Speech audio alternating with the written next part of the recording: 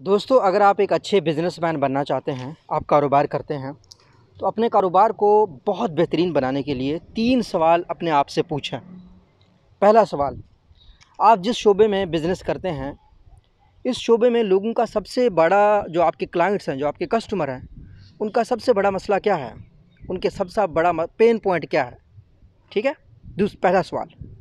دوسرا سوال آپ نے یہ پوچھنا ہے اپنے آپ سے کہ کیا جو لوگوں کو میں سرو کر رہا ہوں ان کے لیے آئیڈیل سلوشن، بیسٹ سلوشن کیا ہے؟ کیا وہ آپ دے رہے ہیں یا وہ کوئی دوسرا دے رہا ہے؟ ٹھیک ہے۔